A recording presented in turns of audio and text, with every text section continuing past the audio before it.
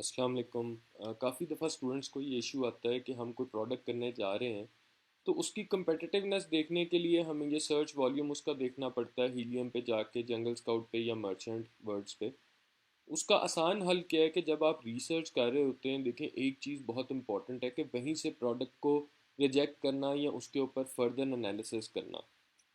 For example हमें सबसे ज़्यादा अमेज़ॉन की ऑटो सजेस्ट सर्च पे रिलाई करना चाहिए। तो जब हम ऑटो सजेस्ट में जाके कोई प्रोडक्ट का नाम लिखते हैं या सर्च टर्म लिखते हैं, फॉर एग्ज़ाम्पल अगर मैं करना चाहता हूँ wait lifting gloves for women या वेट लिफ्टिंग ग्लव्स करना चाहता हूँ, सो मैं वेट लिफ्टिंग ग्लव्स लिखता हूँ। सो वेट लिफ्टिंग ग्लव्स पे जाके अगर मैं एंटर करूँ एंड आई सी के 20,000 रिजल्ट्स आ रहे हैं वेट लिफ्टिंग ग्लव्स के, विच मीन्स कि ये बहुत competitive कीवर्ड है जिसको मैं टारगेट करने जा रहा हूँ।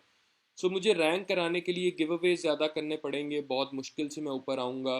सो मैं क्या करूँगा, instead I will target a keyword के जिसके रिजल्ट्स ही कम होंगे, कंपीटिंग प्रोडक्ट्स कम होंगे, before even going to helium and checking के उसके कितने कंपीटिंग प्रोडक्ट्स हैं। मैं यहीं से वो कीवर्ड टारगेट करके अपने लिस्टिंग में डालूंगा, टाइटल के स्टार्ट में डालूंगा, जिससे मैं बहुत जल्दी ऊपर रैंक कर जाऊंगा विदाउट शायद इवन गिव अवेज किए या पीपीसी चलाए।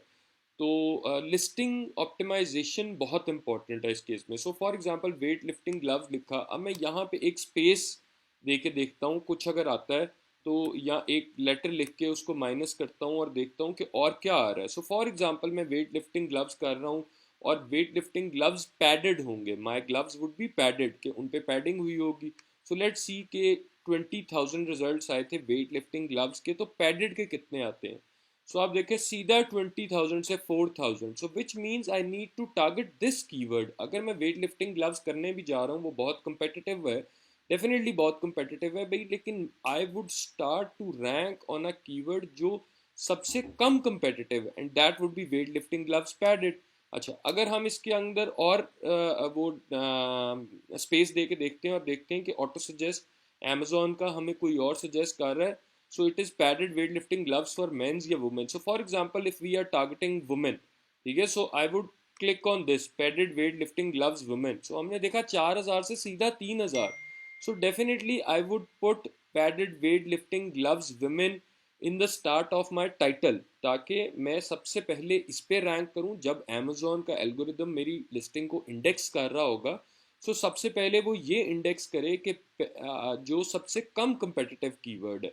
सो इस तरह से हम स्टार्ट करते हैं, इस पे हम रैंक करेंगे एंड लेटर ऑन हम डिफरेंट कीवर्ड्स के ऊपर रैंक कर जाएंगे जो कि ज़्यादा competitive होंगे, उन पे पीपीसी चलाएंगे या गिव अवेज करेंगे।